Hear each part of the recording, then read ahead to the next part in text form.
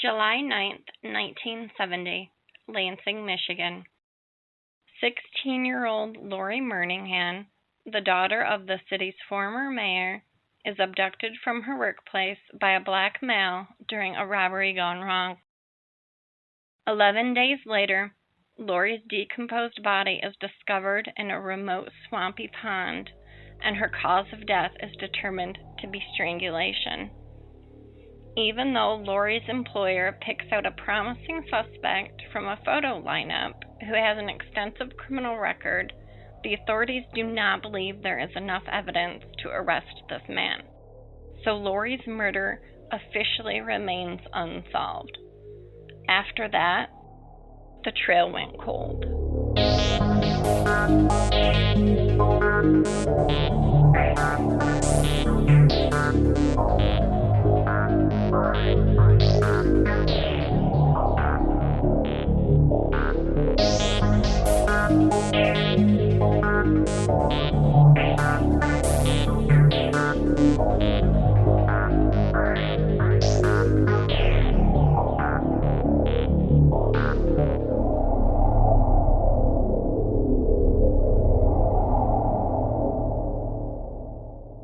Hello everyone, and welcome to our latest episode of The Trail Went Cold.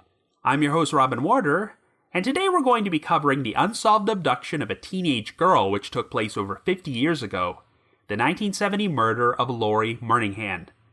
That voice you just heard narrating this intro was Michelle Beleski, the latest winner of our most recent Trail Went Cold listener voiceover contest, so thank you very much, Michelle. This is a recurring monthly contest which we've been holding for nearly 4.5 years now, and if you'd like to enter and haven't already done so, I will be providing instructions near the end of this episode. Anyway, the murder of Laurie Murningham is the case Michelle suggested I cover when she originally entered the contest, as she hails from Lansing, Michigan, the city where this crime took place. In fact, Laurie's father had recently served a 4-year term as Lansing's mayor, so this case wound up being a pretty big deal when it happened. It seemed like Laurie was a victim of being in the wrong place at the wrong time, as she was in the middle of working her shift at a local gift/antique shop when someone attempted to rob the place and abducted Laurie when things went wrong. For a week and a half, there was hope that the perpetrator had simply kidnapped Laurie in a panic and would do the right thing and return her unharmed, but that was not to be, as her body would be found in a remote area outside the city. Even though Laurie's boss had been present when her abduction took place and was able to identify a suspect from a photo lineup, the police believed that the evidence was not strong enough to charge him with murder. However, in recent years, allegations have emerged that the authorities may have had a vested interest in protecting this man because he was an informant, but we'll explore that angle later on. Also, after I finish covering Laurie's case, I'm going to discuss another unsolved murder involving a teenage girl which took place in Lansing 9 years later. This time, the victim was 14-year-old Karen Oatley, who also happened to be hearing impaired, and no one has ever been able to uncover a promising suspect or figure out what the motive for this crime might have been. Anyway, before we get started, just a quick reminder that The Trail Went Cold is a weekly podcast, which is currently available for download on several platforms, including Apple Podcasts, Stitcher, Google Podcasts, and Spotify. So if you like this podcast, be sure to subscribe to it, and please leave us a rating or review on any of those sites to help spread the word and garner us more exposure. The Trail Went Cold is on Patreon, so if you would like to learn how to support the show, please visit our page at patreon.com/thetrailwentcold. For as little as $1 a month, you can garner access to exclusive rewards, which may include stickers and thank you cards, early access to episodes, and bonus content. So with all that out of the way, let's now start off by exploring the murder of Laurie Murningham.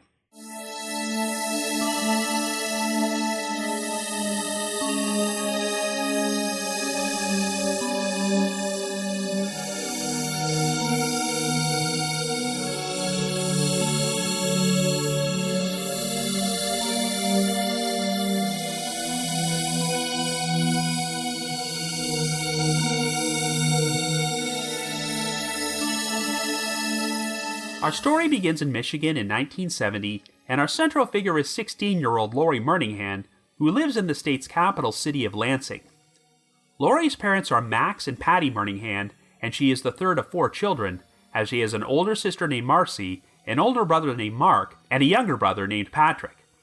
The Murninghams are one of the community's most active and prominent families, as Max served one term as mayor of Lansing from 1965 until 1969, though he lost his bid for re-election. Laurie has just completed her junior year at J.W. Sexton High School and currently has a part-time summer job at Gallagher's Gift and Antique Shop located on Saginaw Street. After returning from a 4th of July vacation to New Hampshire with her family, Laurie went to work her shift at the shop on July the 9th alongside her 55-year-old boss, Christine Gallagher. At around 2 p.m., a young black man walked into the shop and asked Laurie for change for a $20 bill. When Laurie told him that she was unable to make change, he suddenly pulled out a small-caliber pistol and grabbed her.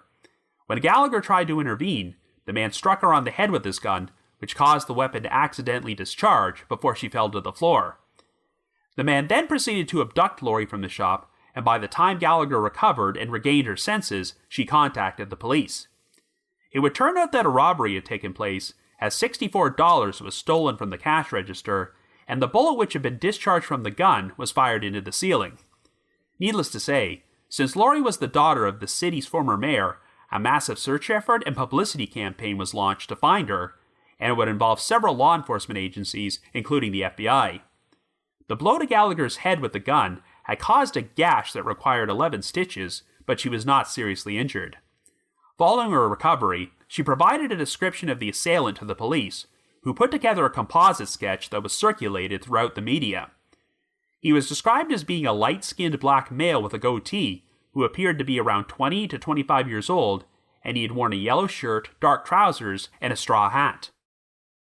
It was theorized that when the suspect's gun accidentally discharged and Gallagher fell to the floor, he might have mistakenly believed that he killed her, so he panicked and abducted Laurie from the shop because she was a witness.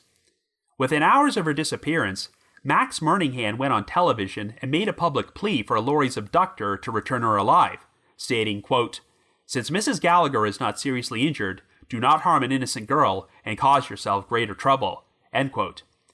Gallagher herself would also make her own televised plea to assure the abductor that she was okay, so if he returned Laurie unharmed, the charges against him would not be that serious. On July the 10th, Max received a phone call from a man who claimed to have information about Laurie's abduction and demanded that Max leave $200 by a drinking fountain at a park in the city of Flint, located over 55 miles away. When Max informed the Flint Police Department about this, the money was left at the location provided by the caller while they staked the area out. A man eventually showed up to retrieve the money, and after he was arrested and taken into custody, he was identified as 43-year-old Carl Nels. But Nels was ultimately ruled out as having any involvement in Laurie's disappearance, as he'd only been trying to cash in on the massive publicity surrounding the case. Nels was charged with extortion and later received a prison sentence of 2.5 to 20 years.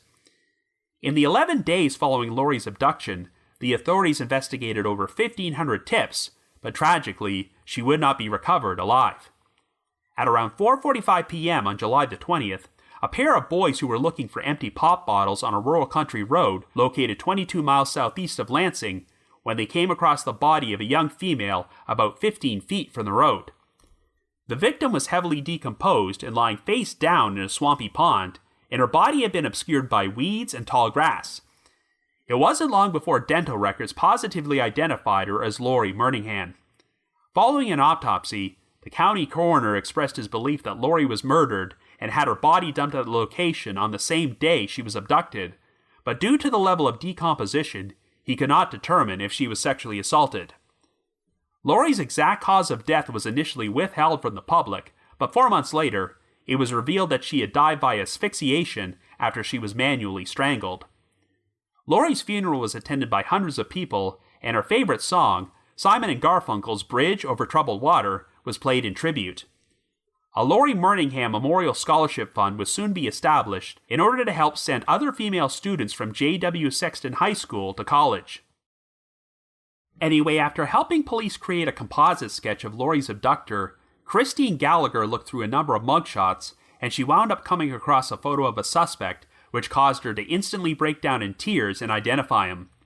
Now, this man's name has never been released publicly by law enforcement, so I won't be using it on this episode, but he had an extensive criminal record after being arrested for numerous offenses in both Michigan and his former hometown of Toledo, Ohio. While the suspect's fingerprints could not be found in Gallagher's gift and antique shop, a print which matched him was found on an inhaler box in the pharmacy located next door. When investigators interviewed this man, his mother provided him with an alibi for the afternoon when Laurie's abduction took place, though she reportedly appeared to be very agitated while the questioning took place.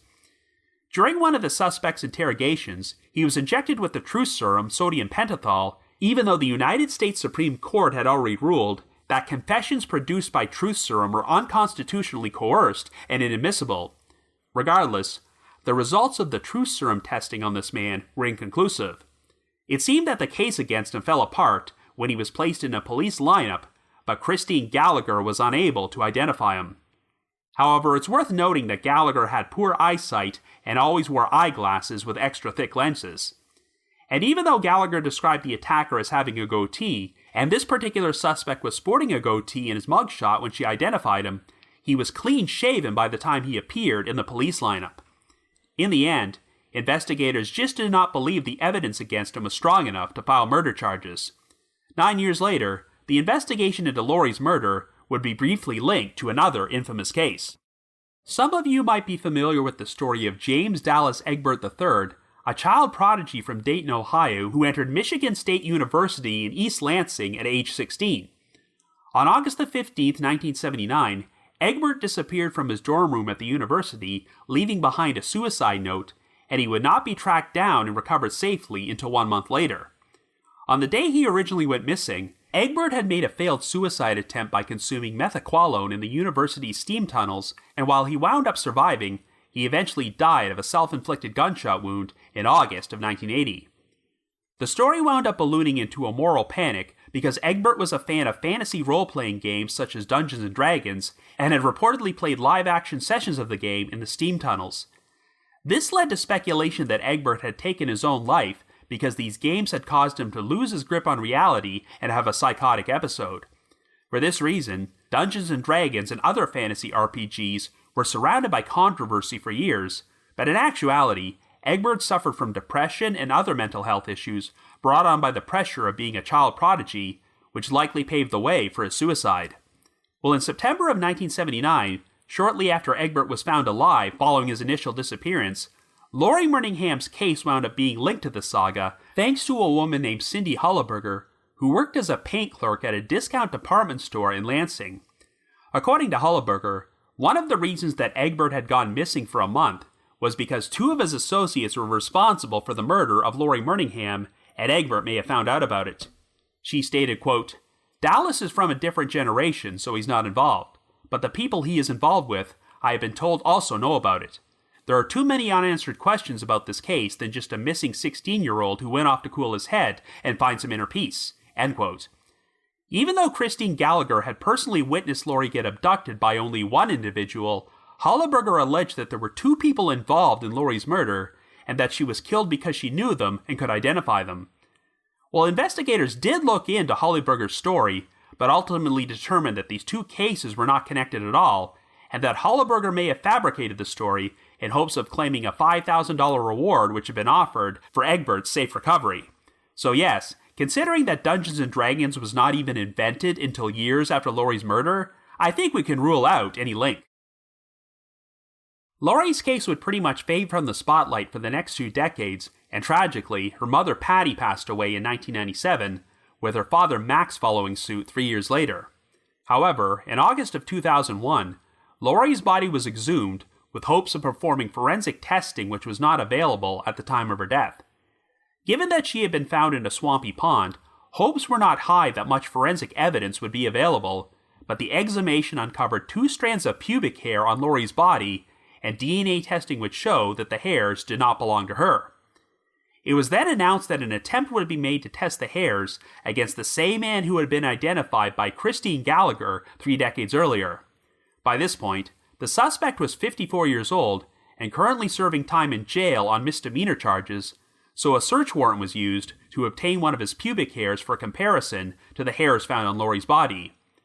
The hairs were sent to the FBI crime lab in Quantico, Virginia for DNA analysis, but they soon wound up facing a huge backlog when the terrorist attacks from September the 11th took place, as the lab found themselves having to test thousands of DNA samples in order to help identify remains which were found in the rubble from the collapse of the World Trade Center.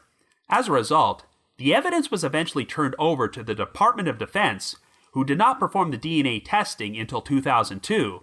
In the end, the results were inconclusive, and since the DNA on the 2 hairs from Laurie's body was so old and degraded, the genetic material was completely used up by the testing, so no further DNA analysis could be performed. There would be another shocking revelation in the September the 11th, 2001 edition of the Lansing State Journal, when they reported that a short time after Laurie was killed, the same suspect was arrested and incarcerated in the Ingham County Jail on unrelated charges.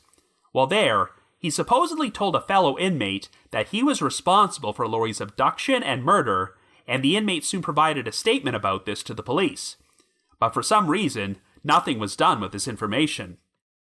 This 2001 article featured quotes from Raymond Scadeller, who had been Ingham County prosecutor at the time Laurie was killed, and claimed this was the first time he had ever heard about this alleged jailhouse confession.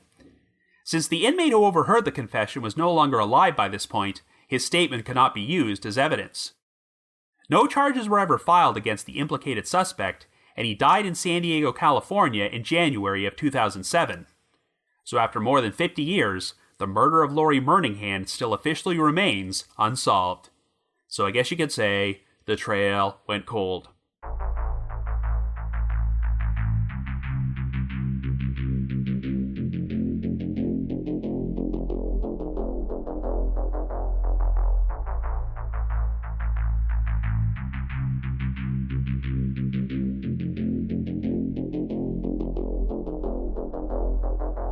So this is a very frustrating case in which we pretty much know exactly what happened to the victim since there was an eyewitness to her abduction, but the only thing we don't know is the identity of the perpetrator.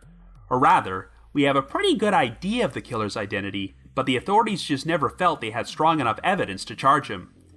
If you go through the newspaper archives from July of 1970, you'll find a ton of articles about Laurie Murningham's abduction, as it was not only featured in the Lansing State Journal, but it got nationwide coverage all over the United States.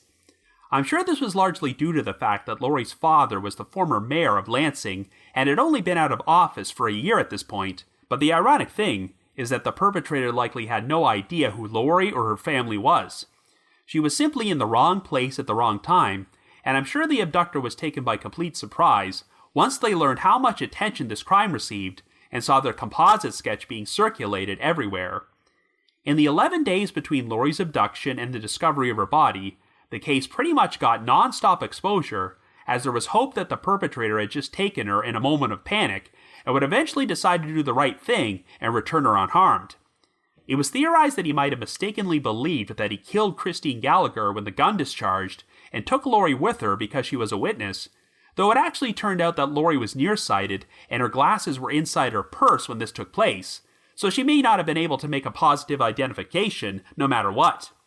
But sadly, I think all these public pleas for the perpetrator to do the right thing and turn himself in wouldn't have made one iota of difference, because when Laurie's body was found, her exact cause of death was manual strangulation.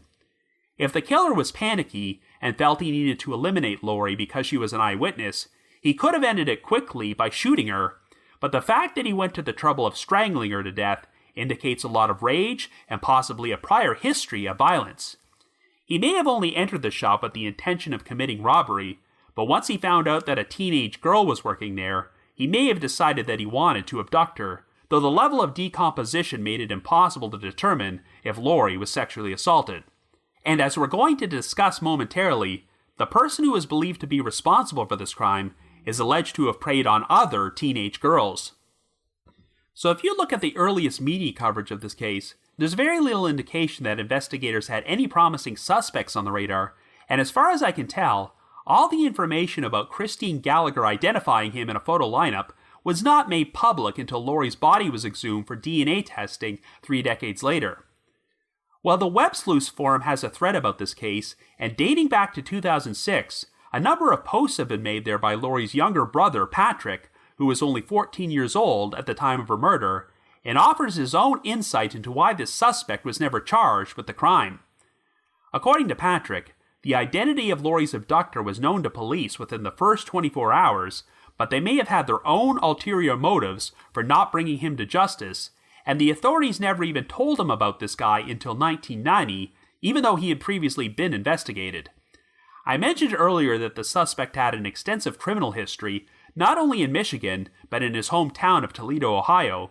But even though he was arrested several times on a number of different charges, it seemed like more often than not, he only received a suspended sentence and avoided jail time. Well, the story goes that in January of 1970, while he was serving a sentence for armed robbery, the authorities had him released from prison early so that he could function as a drug informant. But only 1 month later, he picked up two 14-year-old girls in Lansing and took them to a motel in Flint, where they were both raped by the suspect and one of his friends. The father of one of these girls subsequently filed a complaint with the Lansing Police Department, but even though the suspect was briefly detained, nothing ever came of this, and he did not even get sent back to prison on a parole violation.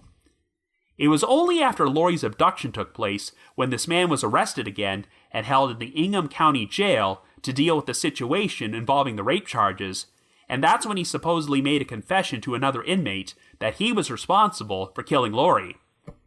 Patrick claims that his family never learned about this confession until after Laurie's body was exhumed 31 years later, and I mentioned earlier that Raymond Scodeller, who was Ingham County prosecutor back in 1970, has also said that he was not told about this, even though it could have been used as evidence to bring charges against the suspect. In addition, Patrick has stated that there were at least 4 other witnesses who reported seeing this man abduct Laurie from her workplace and take her to his car, which was parked up the block in a neighboring business lot. Yet if you look at the media coverage of this case, the impression you get is that Christine Gallagher was the only eyewitness, and I don't believe these other 4 people were ever asked to make an identification. Patrick also provided the name of the alleged perpetrator in that web sleuth thread, and even though this man has since passed away, I will still hold back on sharing his identity, since he's never been publicly named as a suspect or person of interest from law enforcement. But I did perform a search of his name at newspapers.com, and yes, a few articles came up which mentioned him getting arrested for various crimes unrelated to this case, so he definitely had a history of trouble with the law. Now, I've seen a number of cases, some of which have been featured on this podcast, where a missing or murdered victim's family is jerked around by law enforcement, who sometimes give off the impression that they don't actually want their loved one's case to be solved. I know it's not uncommon for law enforcement to sometimes protect their informants to allow them to avoid prison time for certain crimes if they consider them to be a valuable enough asset for providing information. However, would they really go so far as to protect someone who is responsible for abducting and murdering the teenage daughter of the former mayor? Well, I'm not sure this would be a case of wanting to protect the perpetrator, but rather the mistakes that put him in the position to commit this crime to begin with. In one of Patrick's web sleuth posts, he wrote, quote, "It's not so much belief that the local police bungled the investigation. However, I firmly believe that they have since, through orders from above, actively participated in obstructing justice so the terrible decisions made in the past do not come to light." End quote. Well, let's look at the timeline here. In January of 1970, 6 months before Laurie's murder, the suspect was granted an early release from prison to function as a drug informant for the police. But even though he was accused of raping 2 teenage girls a short time later, the incident seems to have pretty much been swept under the rug. If proper procedure had been followed, this guy could have been sent back to prison on a parole violation, or at least held in jail to face the rape charges, and he still would have been behind bars on July the 9th instead of abducting and murdering Laurie. Given what a prominent family the Murninghams were, if it came out that this tragedy could have been prevented by keeping this guy off the streets, then I imagine there would have been hell to pay. So I would not be surprised if there was a vested interest in ensuring that he never got charged with Laurie's murder. Of course, the complication is that this case had a living witness, Christine Gallagher, who got a direct look at the perpetrator and identified him in a photo lineup, and it's not so easy to just sweep that under the rug. And to be fair, eyewitnesses are mistaken in criminal cases all the time, and Gallagher was unable to identify the suspect in a police lineup. But let's not forget that she described the man as having a goatee, which he had in his older mugshots, yet he was clean-shaven by the time the lineup took place. Given that the perpetrator's composite sketch was heavily circulated throughout the media during this time period, it would not surprise me at all if he decided to shave off his goatee in order to avoid the attention this crime was receiving. Yes, some eyewitnesses would probably see through this and still be able to identify him without the goatee, but Gallagher wore thick glasses and did not have great eyesight, so seeing a clean-shaven individual in the police lineup might have completely thrown her off. Even so, it still might have been possible to build a case against this guy after the inmate came forward with this story about the alleged jailhouse confession, or if the other eyewitnesses who supposedly saw him fleeing the shop with Laurie were asked to make an identification. But if someone in power really did not want this case to be solved, then the lack of identification from Gallagher, as well as the alibi he supposedly had on the afternoon of the crime, would have made for a convenient excuse not to charge him. I don't have too many specific details about this so-called alibi, but since it was provided by the suspect's mother, it's easy to be skeptical of it, unless there was other corroborating evidence placing this man at another location when Laurie's abduction took place. Anyway, since the person who was believed to be the responsible party died 15 years ago, he will obviously never face justice for this crime. So is there a way to conclusively prove that he was the perpetrator after all this time? Well, in the past few years, forensic genealogy has made this a possibility, as we've seen a number of cases get solved because DNA testing was able to link evidence from the crime to a perpetrator who was already dead. We know that DNA from the prime suspect in this case is on file, but is there any surviving DNA evidence he can be linked to? The big obstacle was that Laurie's body was in a swampy pond for about a week and a half before he was found, which destroyed most of the forensic evidence. And while an exhumation uncovered pubic hairs that likely belonged to the killer, the results were inconclusive, and the testing used up all the available genetic material. I know that DNA analysis has advanced so much these past 2 decades, and that if the testing had taken place today, maybe we could have gotten some more conclusive results, but unfortunately, it was not to be. So in the end, this case is pretty much an exercise in frustration, where everyone seems pretty certain who the responsible party was, but there just isn't the evidence to conclusively prove it. But even if Laurie does not receive justice for what happened to her, the least this podcast can do is help keep her memory alive and ensure she is never forgotten. So before we bring this episode to a close, I want to take a few moments to discuss another cold case from Lansing, Michigan, and that's the unsolved murder of Karen Oatley. At the time she was killed, Karen Oatley was only 14 years old, and the crime was actually the first murder of a teenager to take place in Lansing since Laurie Murninghan. Karen lived with her parents, Theron Lee and Sandra Oatley, as well as her 2 brothers, but suffered from a hearing impairment, as she had been born nearly deaf and relied on the usage of a hearing aid. As a result, Karen sometimes had difficulties with speech as she grew up, but by the time she reached adolescence, Karen had blossomed into a very outgoing girl who was heavily involved with school and church activities. She helped manage the boys' track team at Gardner Junior High School, which involved carrying their equipment and charting the runners' times, and she was planning to sign up to be the coach's teacher's aide in the fall. Karen also played on the girls' volleyball team at St. Casimir's Catholic Church, and was essentially considered to be the leader on the team, as she removed her hearing aid whenever she played, and would rely on hand signals and lip reading to communicate.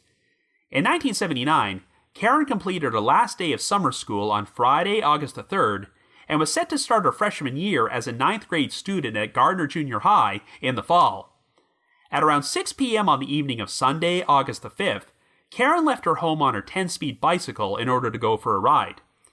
She was planning to leave on a trip to visit her grandparents the following day, but she never returned home, and after her father canvassed the neighborhood and failed to find her, he contacted the police to report Karen missing at 10 o'clock.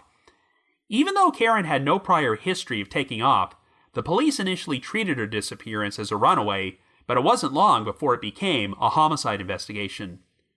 A search effort took place the following day, and at 1:20 p.m., Karen's grandfather discovered her abandoned bicycle in some dense underbrush located behind Gardner Junior High. The spot was only 5 blocks from the Oatley residence, and there was still no sign of Karen, so a police tracking dog was brought in to search for her. Well, less than 1 hour later, the dog found Karen's body along a fence line in a wooded area, only about 50 yards from where her bicycle was found. An autopsy would reveal that her exact cause of death was asphyxiation, as she was strangled and had her throat slashed with a sharp instrument after she was already dead. Since Karen was fully clothed when she was found, and there was no evidence that she had been sexually molested, no one could figure out the motive for her murder.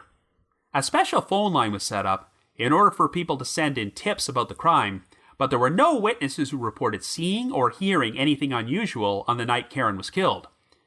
The Lansing Police Department also implemented a secret witness program where people could call a phone number or write to a certain post office box if they wanted to anonymously share tips. This information would then be given to the police, and anyone who called or wrote in would only be identified with a 6-digit code number. If any of their information led to a case being solved, the tipsters could use their code number to claim any rewards which were being offered. This secret witness program would remain in effect in Lansing for the next several years, not just for Karen's case, but for a number of other unsolved crimes from the city.